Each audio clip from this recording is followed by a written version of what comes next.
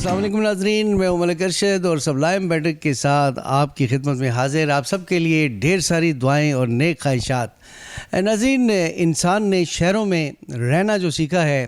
اس سے پہلے وہ جنگلوں میں رہتا تھا، غاروں میں رہتا تھا، اور ہزاروں سال کا سفر طے کر کے انسان نے تہذیب سیکھی، شہروں میں رہنا سیکھا۔ اور شہروں میں رہنے کے لیے جو ہے تو قواعد و ضوابط بھی ہوتے ہیں، اور ان قواعد و ضوابط کو جو ہے امپلیمنٹ کرنے والا ایک ادارہ ہوتا ہے جس کو سول ڈیفنس کہتے ہیں۔ تو آج ہم آپ کی ملاقات کروانے جا رہے ہیں، سول ڈیفنس کے دفتر میں موجود ہیں، اور آج جو ہیں ندیم شہزاد صاحب جو کہ یہاں کے انچارج ہیں، آفیسر ہیں، ان سے ہم آپ کی ملاقات کروائیں گے اور ان سے پوچھیں گے کہ سول ڈیفنس کا ادارہ کس طرح سے کام کرتا ہے۔ تو ناظرین، ان سے پوچھتے ہیں کہ سول ڈیفنس کا محکمہ کس طرح سے کام کرتا ہے جنگ کے دنوں میں اور امن کے دنوں میں۔ سر، آپ ہمارے ناظرین کے لیے یہ ہمیں بتائیے گا کہ سول ڈیفنس کا جو ادارہ ہے جنگ کے دنوں میں، امن کے دنوں میں کس طرح سے کام کرتا ہے، اور عوام میں یہ ایک تاثر ہے کہ سول ڈیفنس کا ادارہ جو ہے کچھ مطلب ہے کہ مکس اپ نظر نہیں آتا عوام کے ساتھ۔ بہت شکریہ، بسم اللہ الرحمن الرحیم۔ سب سے پہلے تو تمام ناظرین کو السلام علیکم۔ میں آپ لوگوں کا انتہائی مشکور ہوں کہ آپ لوگوں نے مجھے یہ موقع دیا ہے کہ میں یہ آپ لوگوں کو بتا سکوں، کہ اپنے محکمے کے خد و خال بتا سکوں، اور جو سروسز ہم پرووائڈ کرتے ہیں وہ بھی عوامی شعور میں ہونی چاہیے تاکہ ہم عوام کی بہتر خدمت کر سکیں۔ ہمارا یہ ادارہ 1951 میں ایک آرڈیننس کے تحت معرض وجود میں لایا گیا، چونکہ جیسے آپ کے علم ہے کہ جب بھی ہماری مسلح افواج اگر دوران جنگ سرحدات کی حفاظت کر رہی ہوتی ہیں تو شہروں کے اندر ایک خلا سا محسوس کیا جاتا ہے، تو اس خلا کو پر کرنے کے لیے اس ادارے کو قائم کیا گیا۔ بنیادی اس ادارے کا جو کام ہے وہ زمانے جنگ میں اپنی عوام کا تحفظ اور بہتر زندگی مہیا کرنا ہے۔ پھر 1952 میں اس ادارے کو باقاعدہ ایکٹ نمبر 31 کے تحت اس کو ریگولرائز کیا گیا، اور تب سے لے کے 1952 سے لے کے اب تک اس میں کئی ترامیم کی گئیں، اور وہ تمام ترامیم میں اس محکمے کے اختیارات کو اور خد و خال کو بڑھایا گیا، ہماری جورسڈکشن کو بڑھایا گیا، اور شروع میں اس کا جو زیادہ تر حصہ تھا وہ دفاعی نوعیت کا تھا، اب اس میں کافی چیزیں ایسی بھی شامل ہو گئی ہیں جو پیس ٹائم کی بھی ہیں۔ تو یوں سمجھ لیں کہ یہ ادارہ دو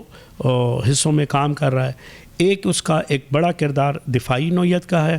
اور دوسرا کردار جو پیس ڈے میں ہے اس کی بھی اپنی جگہ پہ ایک بہت بڑی اہمیت ہے۔ میں ابتدا کر لوں گا پیس ڈے سے، جو نارمل حالات ہوتے ہیں۔ جی بالکل، جیسے کہ کوئی مسئلہ نہ ہو تو ان دنوں میں کیسے کام کرتا ہے؟ بالکل، جیسے اگر ہماری کوئی وار سچویشن نہ ہو تو ہمارا جو بیسک رول یہ ہوتا ہے کہ آپ کو علم ہے کہ کوئی بھی جنگ بغیر تیاری کے نہیں لڑی جا سکتی، تو اس تیاری کے لیے مختلف اسکیمز جو ہیں، ڈیفنس اسکیمز جو ہیں، ان کے تحت ہم کام کرتے ہیں، اور ان میں سر فہرست یہ ہے کہ اپنی عوام کو ہم ٹریننگ دیتے ہیں۔ اس ٹریننگ کا بنیادی مقصد ہوتا ہے کہ خدا نخواستہ کسی بھی ایمرجنسی میں، چاہے وہ جنگ کی شکل میں ہو، وہ کسی قدرتی یا انسانی ساختہ آفت ہو، یا کوئی چھوٹی موٹی گھر کی کوئی مسئلہ ہو، تو اس میں ایک سب سے پہلے کہ اس انسان نے کرنا کیا ہے، اس کو یہ پتہ ہو کہ اس ہنگامی صورتحال میں میرا کیا کردار ہے اور میں کیسے اور لوگوں کی مدد کر سکتا ہوں۔ تو یہ تو ہمارا جو پہلا بنیادی بڑا سیگمنٹ ہوتا ہے کہ لوگوں کو اس نہج پہ ٹرین کیا جائے۔ اس میں ہم جنگی حوالے سے بھی اور اس طرح ہے کہ جیسے کہ فرسٹ ایڈ، فائر فائٹنگ اور ساتھ ہی ریسکیو وغیرہ کی بنیادی تربیت دی جاتی ہے تاکہ in case of any emergency وہ اپنے اور اپنی عوام کے مددگار ثابت۔ اچھا، یہ ٹریننگ آپ کن لوگوں کو دیتے ہیں؟ اسٹوڈنٹس کو دیتے ہیں یا عوام کو دیتے ہیں؟ ہمارا ٹارگٹ جی پوری عوام ہے۔ اس میں ظاہر ہے جو نوجوان طبقہ ہے اس پہ جیسے یونیورسٹی، کالجز اور اسکولز کو ہم زیادہ ٹارگٹ کرتے ہیں، لیکن اس کے علاوہ چاہے وہ سرکاری ادارے ہوں، نیم سرکاری ادارے ہوں, چاہے وہ پرائیویٹ آرگنائزیشنز ہوں, کوئی بھی ہو, ہم نے ہر شخص کو اور کانسٹیٹیوشن کے مطابق ہر انسان نے 72 گھنٹے کی یہ تربیت ضرور حاصل کرنی ہے. تو یہ لازمی ہے ہر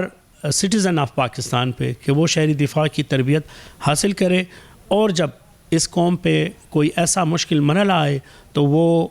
دیگر محکموں کے شانہ بشانہ کھڑے ہو کے اپنی قوم کی خدمت اور مدد کر سکے. اچھا سر, یہ ہمارے عوام جاننا چاہیں گے کہ جہاں پہ آپ اگر نہ پہنچے ہوں تو آپ کے ساتھ کیسے جو ہے کانٹیکٹ کیا جائے تاکہ آپ لوگوں کو تربیت دیں. مثال کی بات ہے, مثلا میرا محلہ ہے, میرا جو ہے گلی ہے, گھر ہے, وہاں پہ مجھے نظر نہیں آتا کہ شہری دفاع والوں نے آ کے ٹریننگ دی ہو,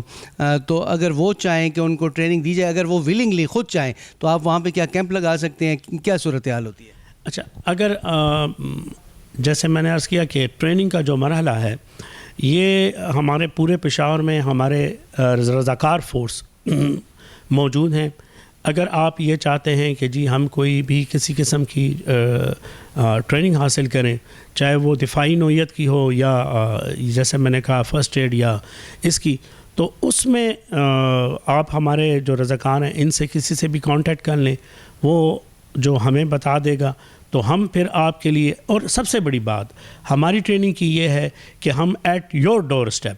ہمارا انسٹرکٹر وہاں پہ آتا ہے, ہم کسی کو بلاتے نہیں ہیں. تو اس طرح وقت کی بھی بچت ہوتی ہے عوام کے, اور ان کے وسائل کی بھی بچت ہوتی ہے. تو ہمارا انسٹرکٹر ڈور اسٹیپ پہ جاتا ہے اور وہاں پہ پراپر ٹریننگ, پھر وہ ٹریننگ کے خد و خال اسی عوام کے ساتھ مل کے ہم خود طے کر لیتے ہیں, ٹائم بھی طے کر لیتے ہیں, کس وقت کرنی ہے, کتنے گھنٹوں کی کرنی ہے, تاکہ مطلوبہ مقصد کو حاصل کیا جا سکے. ماشاء اللہ جی. ناظرین, سر سے یہ بھی پوچھتے ہیں کہ جنگی دنوں میں کس طرح سے حکمت عملی اختیار کی جاتی ہے اور لوگوں کو کس طرح سے موٹیویٹ کیا جاتا ہے یا اپنے دفاع کے لیے کس طرح سے تربیت دی جاتی ہے؟ اچھا, آپ نے زمانے جنگ کی بات کی تو میں یہاں پہ چاہوں گا کہ ہمارا جو کانسٹیٹیوشن ہے, جو ہمارا جو ہمیں گورنمنٹ آف پاکستان نے اور پھر اسی کو پرووینشنل گورنمنٹ نے جو چیزیں ہمیں آئین میں جو ذمہ داری ہمیں دی گئی ہے, میں اس کو ایک حصہ ہے اس میں سے. پورے یہ ہمارا پورا کانسٹیٹیوشن نہیں ہے, لیکن یہ اوپننگ سینٹینس ہیں جو ہماری جاب کو ڈسکرائب کرتے ہیں کہ بھئی آپ نے کیا کرنا ہے. تو اس میں سے میں یہ ایک حصہ میں پڑھ لیتا ہوں کہ any form of hostile attack by a foreign power of its effects, whether such measures are taken before, during or after the time of the attack. یہ ایک میں نے مختصر سا انتہائی, یہ تو کافی لمبا چوڑا ہمارا کانسٹیٹیوشن ہے, لیکن اس میں نے یہ جو سنگل لائن آپ کو بتائی ہے یہ واضح کر دیتی ہے کہ ہمارا بنیادی مقصد, اس محکمے کا بنیادی مقصد یہ ہے کہ اینی فارن پاور, اگر کوئی بھی بیرونی جارحیت ہوگی ہمارے ملک پہ, تو ہم پوری شد و مت کے ساتھ اس سے پہلے, جیسے میں نے آپ کو کہا کہ ہم اپنی ایک مکمل تیاری کرتے ہیں اسی کے حوالے سے کہ جنگ کے حوالے سے, اور ڈیورنگ دوران جنگ اور آفٹر, اور ان جنگی اثرات کو ختم کرنے کے لیے ہمارا محکمہ جو ہے اپنی پوری قوت کے ساتھ, پوری تندہی کے ساتھ ہم اپنے فرائض سر انجام دیتے ہیں. چونکہ آپ کو پتہ ہے کہ دفاع ایک بہت بڑا سبجیکٹ ہے اور ہمارے اوپر جو ذمہ داریاں